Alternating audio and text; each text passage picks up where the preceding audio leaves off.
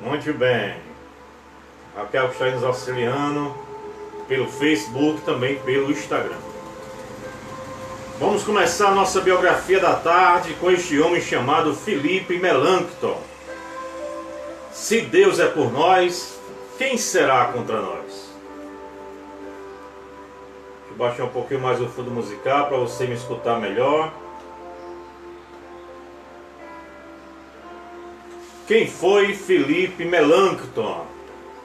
Então preste atenção na leitura da biografia deste servo de Deus.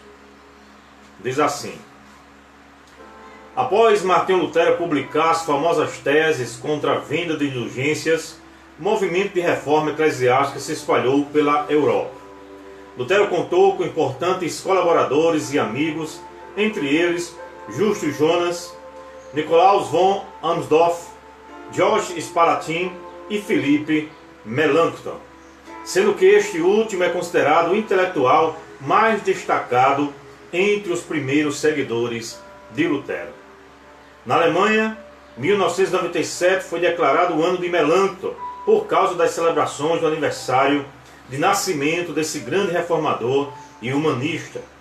As celebrações ocorreram sob o patrocínio do governo federal alemão e as festividades começaram com a cerimônia realizada em 31 de outubro de 1996 na igreja do Castelo em Wittenberg. Melanchthon nasceu em Bretten, perto de Karlsruhe, na Alemanha, em 14 de fevereiro de 1497. Os seus pais, Bárbara e George Schwarzerd, alguma coisa assim, eram profundamente piedosos. Na adolescência ele ganhou uma gramática grega e uma Bíblia, que seriam os livros que o guiariam por toda a vida. Em 1507 ele estudou latim numa escola em Frostheim e formou-se bacharel em letras na Universidade de Heidelberg e se tornou mestre em artes liberais em 1514 na Universidade de Tübingen. Nesta universidade assistia a palestras de teólogos, médicos e juízes. Não havia conhecimento que ele não julgasse que deveria ter. Desde cedo, demonstrou sua perícia na língua grega e estabeleceu sua reputação como excelente gramático e depois como humanista bíblico. Melanchthon tornou-se catedrático da Universidade de Wittenberg em 1518 como professor de língua e literatura grega.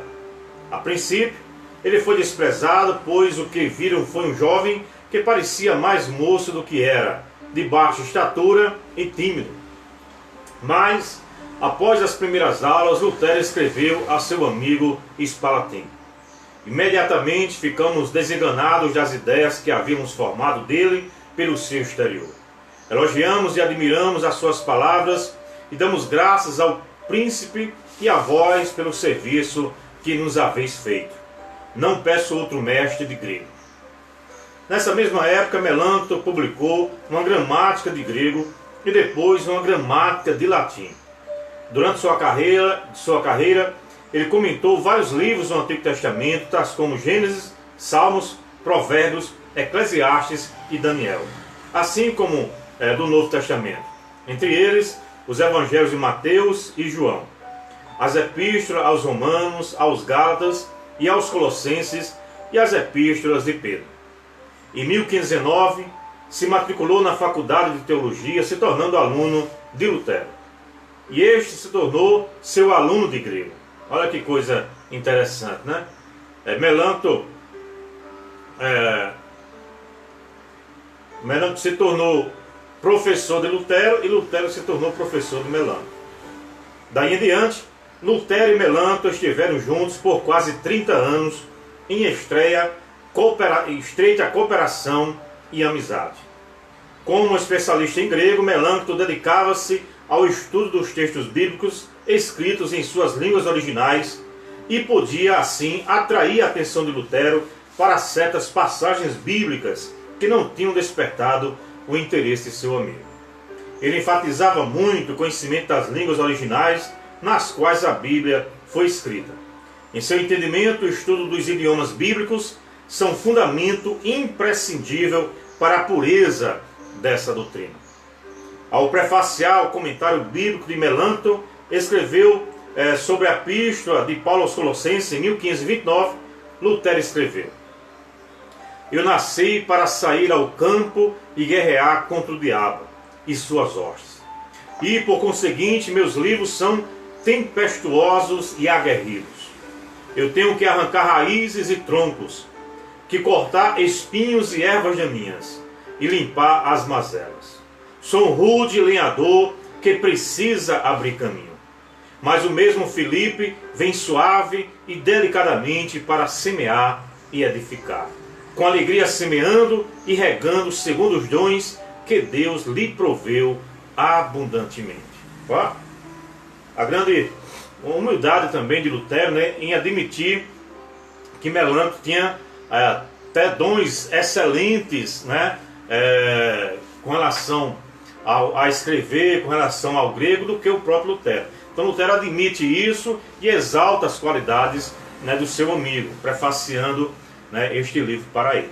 Isso é que a gente, né, consegue entender essa amizade tão duradoura, onde nenhum quis ser melhor do que o outro. Então ele disse: eu sou mais bruto, eu sou mais rude, eu sou para o campo. Melancton é, né, da cátedra, do estudo, do intelecto. O que Lutero tinha de ardente, de veemente e forte, tinha Melancton de manso, de prudente, de afável. Lutero animava Melancton e Melancton moderava Lutero. Em 1519, Melancton foi com Lutero para o debate de Leibniz.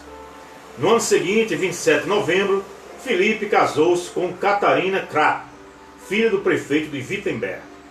Eles tiveram 4 filhos e em lugar nenhum se julgava mais feliz do que ao lado de sua mulher e filhos. Lutero escreveu uma infinidade de textos. Eram escritos importantes, porém, todos eles foram ocasionais. Lutero não escreveu um livro de teologia sistemática.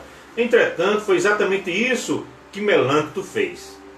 Por volta de 1521, ele escreveu sua famosa obra Loci Communis, Tópicos Principais, o primeiro tratado teológico da Reforma, que obteve ampla circulação devido a seu estilo claro e tom conciliador. 2 características de Melancton que eram típicas de seus escritos e muito úteis nos contatos que com os reformadores e católicos.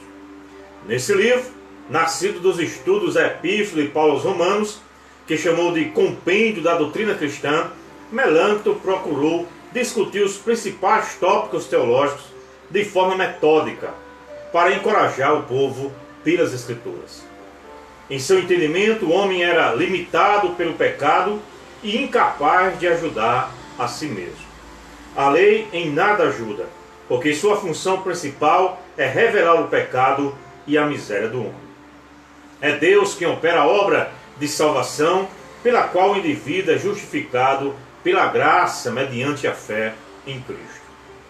Dessa forma, ele fazia a distinção entre lei e evangelho, presentes tanto no Antigo Testamento como no Novo Testamento, tão importantes para o correto entendimento das Escrituras, não é?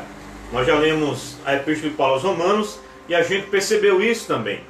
De fato, tem que haver essa distinção, essa diferença entre a lei e o evangelho. É o que Paulo vai defender na Epístola de Paulo aos Romanos, que nós lemos aqui, né, terminamos ontem na realidade, né, e falávamos justamente sobre isso.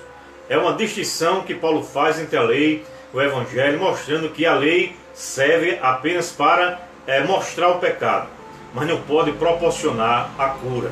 Ninguém pode ser salvo pela obra da lei, pela própria lei, pelas obras que ele pode realizar. Nós somos salvos pela graça, mediante a fé, naquilo que Cristo já realizou por nós na cruz do Calvário. Isso é o cerne do Evangelho, o centro do Evangelho, é o que Paulo defendeu, é o que Lutero defendeu e é o que Melancton também defendeu e tantos outros, né, pensadores e reformadores. Estamos vendo sobre a vida de Philippe Melanchthon. Em suas palavras, o supremo dom de Deus é o Espírito Santo, o qual opera as boas obras nos corações dos cristãos. Essa obra é uma exposição sistemática da doutrina cristã, rejeitando a autoridade da Igreja Católica, da lei canônica e dos escolásticos, e apelando para o testemunho dos escritos antigos e das confissões da Igreja Antiga. Afirmava a autoridade final das Escrituras para todas as áreas da vida dos cristãos. As doutrinas fundamentais da Epístola aos Romanos e a doutrina trinitária do Evangelho de João formam para Melanchthon um corpo integral da doutrina cristã. Lutero aprovou esse livro como o melhor resumo de suas pregações. Ainda assim, como Henry Straub escreveu, ele opunha-se à tendência de formular novos dogmas que poderiam fugir à norma estabelecida pelos pais da Igreja e pelos grandes concílios. Melanchthon também foi um homem de intensa piedade, que pode ser vista numa de suas orações. Ele diz o seguinte: estou enfermo e com todo o corpo coberto de chagas. Aqui estou deitado e meu corpo desfalece, consumido pela fome. Estou como Lázaro, aquela vez, agachado à porta do rio, sem nenhum tipo de ajuda, desprezado pelo nojo que causava. Mas como aquele Lázaro, ainda que rejeitado por todos, sou acolhido providencialmente. Liberta-me também da miséria, ó graça minha, Pai eterno, e protege-me à sombra de tua mão. Olha que lindo que ele escreveu. Logo em 1523, ele foi empossado como reitor da Universidade de Wittenberg. Né? Então, como você aprendeu agora, o primeiro tratado, basicamente, de teologia é atribuído a Philippe Melanchthon. Né? Muitos acham que foi as Institutas de Calvino, mas, de fato, foi Philippe Melanchthon que colocou a teologia de forma mais sistemática, baseado aí no comentário aos Romanos. Muito bem. Em Melanchthon, vemos a união íntima dos ideais bíblicos da Reforma com interesse humanista pelos clássicos, pois ele lançou os alicerces da escola fundamental popular. O que guiava sua perspectiva do ensino era que alguns não ensinam absolutamente nada das Sagradas Escrituras. Alguns não ensinam às crianças nada além das Sagradas Escrituras, ambos os quais não se deve tolerar. Essa ênfase levou Lutero a escrever em 1524 a carta aos conselhos de todas as cidades da Alemanha para que criem e mantenham escolas. Um caso ocorrido na casa de Lutero ilustra esse entendimento. Durante uma conversa que se seguiu a uma refeição, certo doutor, cujo nome não foi revelado, começou a manifestar desprezo pela matemática. Melanchthon rebateu a opinião, ressaltando a importância da matemática. Por exemplo, no calendário, a fim de distinguir os dias, meses e anos. Mas, mestre Filipe, disse o tal doutor, os colonos lá da minha paróquia não precisam de calendário. Eles sabem muito bem quando é verão ou inverno. Melanchthon perdeu a paciência. O amigo me desculpe, mas isso não é conversa de doutor. Digo até que é conversa de um burro grosseiro. E partiu para a briga, que só não se consumou porque os dois foram apartados e acalmados por um espantado Lutero. Será que Felipe, Melanchthon, que era tão paciente, que Melanchthon gostava de todo tipo de conhecimento, não apenas o conhecimento teológico, linguístico e bíblico. Em 1528, os artigos de visitação para as escolas foram promulgados como lei na Saxônia, e sua obra como educador público passou a ser uma dimensão adicional na vida de Melanchthon. Ele propôs a divisão dos estudantes em 3 classes de acordo com as faixas etárias. Na primeira divisão, as crianças estudavam o alfabeto, o Pai Nosso e o Credo dos Apóstolos. Na segunda divisão, os adolescentes estudavam o Decálogo, o Credo e o Pai Nosso. Os salmos mais fáceis deveriam ser memorizados assim como deveriam ser estudados o Evangelho de Mateus, as epístolas de Timóteo, a primeira epístola de João e os Provérbios de Salomão.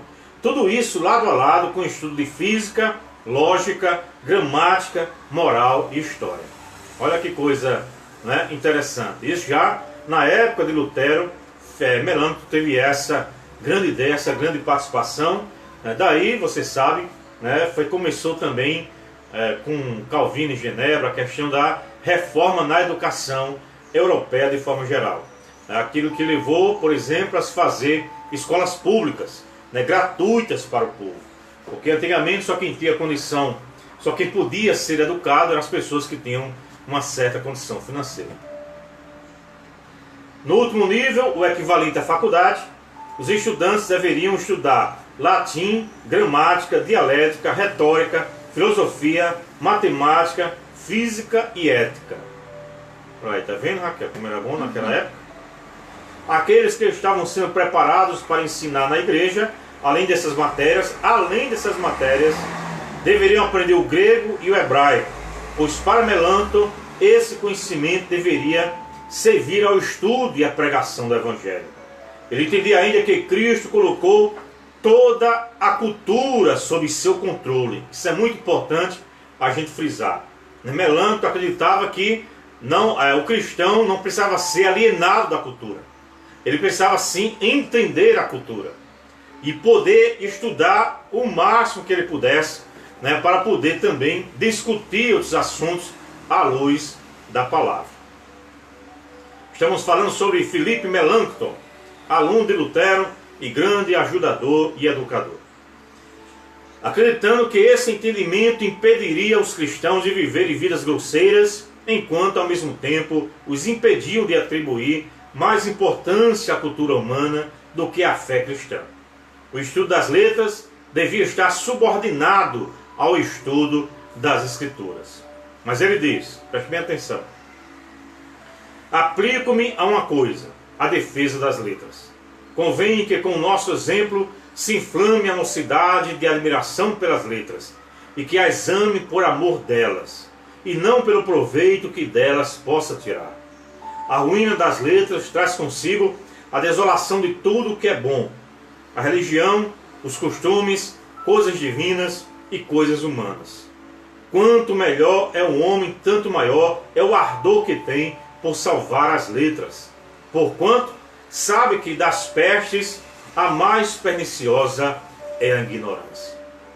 Uma escuridão terrível cairá em nossa sociedade se o estudo das ciências for negligenciado. Olha que coisa interessante que Melanchthon, né, nos ensina. Como tem pastores, por exemplo, hoje em dia, né, que rejeitam o estudo, rejeitam estudar, rejeitam o conhecimento, né, até mesmo de filosofia, de ética, de português, né, vamos trazer para o nosso lado também, de literatura. Para Melanchthon, tudo isso era importante para trazer, né, um amadurecimento, né, em nossa mente, em nosso coração. Claro que, como ele diz aqui, tudo estando subordinado às Sagradas Escrituras, né? Então, para ele, quanto mais conhecimento você tivesse, se você entendesse realmente a palavra, você poderia ser muito mais usado, né, por Deus. Muito bem. Um abraço aos irmãos que estão aqui nos acompanhando. Carlos José, Francisco de Assis, boa tarde a todos. Maria Lúcia, já falamos. Nosso amado de Osval, não sei se ainda está. Muito bem. Estamos falando sobre mais uma. A Vani, que está ali também, Leonardo, Cândido. Bem, estamos aqui falando de mais uma biografia cristã, desta feita sobre Philippe Melanchthon, um homem realmente dedicado ao estudo, que trouxe grande benefício para a igreja, ajudou muito a Lutero e também até na propagação das doutrinas da reforma. Então vamos lá. O ensino abrangente tinha por objetivo tornar os cristãos ativos no mundo, dissipando as trevas de uma fé corrompida e supersticiosa e da ignorância. Essa frase eu achei muito lindo o que ele diz aqui. Só voltar um pouquinho. Porque sabe que das pestes a mais perniciosa é a ignorância. E é verdade. Ele tem sido considerado fundador do ensino patrocinado e sustentado pelo Estado, tendo tirado as escolas do controle privado. Pelo menos 56 cidades procuraram sua ajuda na reforma de suas escolas. Ele ajudou a reformar 8 universidades, olha bem, entre elas Colônia, Tübingen, Leipzig e Heidelberg, e a fundar outras 4, Greifswald, alguma coisa assim, Königsberg, Jena e Marburgo. Escreveu numerosos livros didáticos para uso nas escolas e mais tarde foi chamado de o mestre da Alemanha. Olha que título. Melanchthon, o mestre da Alemanha. Melanchthon também foi um professor muito popular. Quando ele entrou na Universidade de Wittenberg, o número total de matriculados era de 120 alunos. 2 anos mais tarde, ele reunia até 600 alunos em suas aulas, enquanto cerca de 400 estudantes vinham aprender com Lutero. Olha que coisa, né, fantástica. A profundidade e a clareza de seu ensino eram as responsáveis por tamanha audiência. Ricardo Reich, o Reich, destaca que Melanchthon também gostava de contar piadas e casos engraçados durante as aulas. Certa vez, por exemplo, ele contou o caso de um homem muito falador que se gabava a um grupo de pessoas das viagens que fizera por toda a Europa. Considerava-se um grande conhecedor, especialmente da Itália. Foi quando lhe perguntaram a respeito das belezas da cidade de Veneza. Pois olha, respondeu, para dizer a verdade, vi muito pouco de Veneza. Quando estive lá, o dia ainda não tinha amanhecido e cruzei rapidamente a cidade a cavalo. Uma pessoa do grupo reagiu indignada. Mas isso é impossível. Bem, disse o homem. Se bem lembro, era inverno. Foi isso. O problema foi a neblina. Você não achou engraçado? Raquel não achou engraçado. Porque de fato Veneza é em cima da água. Não se pode atravessar, né, Veneza a cavalo. Vamos lá. Como Henry Straub resista, hábil para descobrir fórmulas irênicas, Melanchthon escreveu em 1530 a Confissão de Augsburgo. Esse documento nasceu pela convocação por parte do imperador Carlos V de uma dieta, que era a Assembleia dos Representantes do Clero, da Nobreza e das cidades que ajudavam o imperador no governo da Alemanha, que se reuniria em Augsburgo. Sendo católico, o objetivo do imperador era tornar o império novamente leal a Roma. Ao exigir uma união religiosa para combater os turcos que tentavam invadir a Alemanha, ele requisitou uma declaração de fé dos príncipes luteranos. Por estar legalmente impedido de sair da Saxônia, pelo decreto de Worms, em 1521, Lutero não poderia comparecer à dieta. João, o Constante, príncipe eleitor da Saxônia, onde Lutero residia e que tinha na cidade de Wittenberg sua capital, pediu ajuda a Melanchthon. Em maio de 1530, o texto foi enviado a Lutero, que o aprovou. A doutrina da confissão é claramente a do próprio reformador. Os temas da justificação pela fé e da liberdade cristã estão claramente presentes nesse documento. Em 15 de junho de 1530, o imperador Carlos V entrou em Augsburgo e queria que o documento fosse simplesmente entregue. Porém, os príncipes, que já se tinham negado a participar da procissão de Corpus Christi, conseguiram que ela fosse lida perante toda a dieta. Essa leitura ocorreu no dia 25 de junho de 1530, às 15 horas. O texto foi lido em latim e em alemão pelo chanceler Christian Bayer, ou Boyer, da Saxônia eleitoral.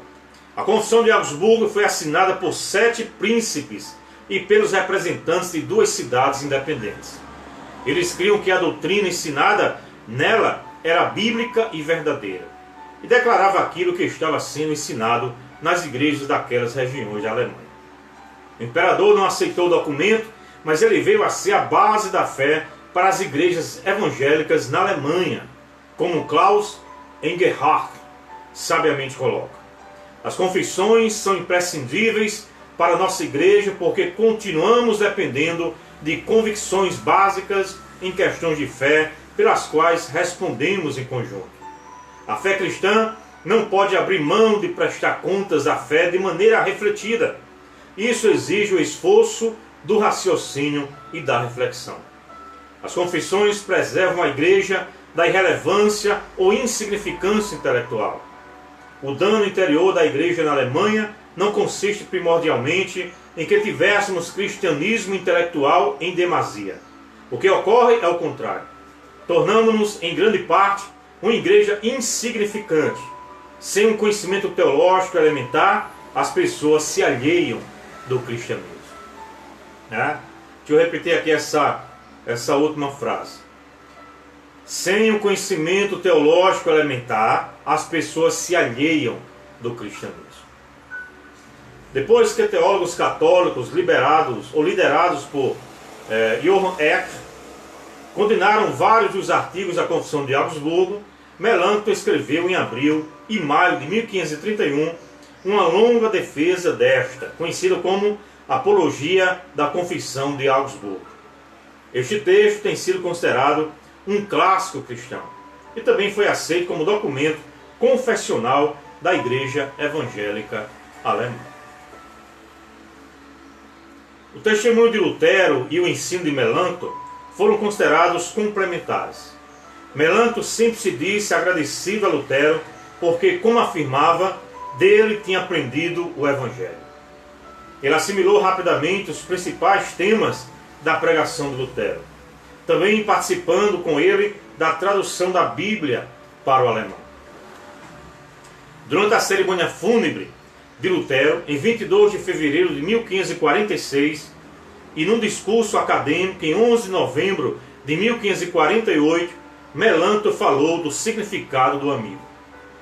Disse ter sido Lutero um elo na corrente de testemunhas da verdade, por meio do qual Deus chamou sua igreja de volta às fontes cristãs. Após a morte de Lutero, porém, as interpretações de suas ideias por Melanchthon foram contestadas. Seus últimos anos foram gastos em controvérsias e muitos de seus colegas alemães o consideravam com suspeita, apesar de ele ficar tremendamente irritado quando se colocava em dúvida a ortodoxia de seu ensino. A mente brilhante, o amor ao humanismo cristão, a clareza de expressão e o comportamento manso fizeram de Melanchthon um cooperador ideal de Lutero, mas também precipitaram boa parte da controvérsia que ele enfrentou em seus últimos anos de vida. Apesar disso, as contribuições que fez ao movimento evangélico são monumentais. Melanchthon morreu em 19 de abril de 1560 em Wittenberg. Escreveu, entre outros, gramáticas e livros didáticos, manuais de lógica, comentários bíblicos. Os principais são da Epístolas aos Romanos e Colossenses, e adições de textos bíblicos, manuais de ética, política e direito, obras de doutrina cristã, discursos acadêmicos, cartas e até poesia. Esse era Melanchthon. Sua inconformidade com as divisões da igreja, sua abertura para o diálogo, o lema de Melanchthon era nascido para o diálogo. Sua capacidade de firmar acordos sem abrir mão do que era central à fé evangélica deve servir-nos de estímulo hoje. Certa vez pediram-lhe que explicasse João 15:5. Eu sou a videira, vós os ramos. Quem permanece em mim e eu nele, esse dá muito fruto, porque sem mim nada podeis fazer. Aí ele respondeu: essa passagem significa que é preciso que nós sejamos absolvidos por Cristo, de sorte que nós não obremos mais, mas que Cristo viva em nós.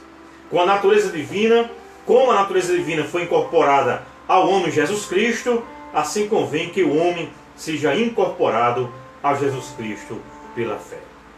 Esse é o testemunho de sua vida. Essa foi a história de Philippe Melanchthon. Um homem, com certeza, um intelectual fantástico de seu tempo. Se você não viu as outras biografias, quero convidá-los a acessar o nosso canal no YouTube, Balau Literário. Se inscreva se você não for inscrito. Todos os dias nós colocamos uma biografia ali para a sua edificação. Hoje falamos de Philippe Melanchthon, ok? Muito obrigado pela sua audiência. Dá um abraço ao nosso irmão Francisco de Assis, que está aí também na escuta. Nossa irmã Shirley Souza, Andréa Bandeira, Iraide Dantas, José Patrício. Essa é uma forma da gente conhecer um pouco da história da igreja e também para que a nossa fé possa se fortalecer nesses momentos de dificuldades, de pandemia, de coronavírus, sabendo que muitas outras dificuldades homens de Deus passaram no decorrer da história. E se Deus assim nos permitir, amanhã estaremos falando desse outro grande gigante da história cristã, João Calvino. Então amanhã, imperdível, você vai conhecer um pouco sobre a vida de João Calvino. Vamos orar? Pai, muito obrigado por esses momentos que passamos aqui em Tua presença. Muito obrigado por cada um dos irmãos que ouviram, aqueles que vão assistir depois.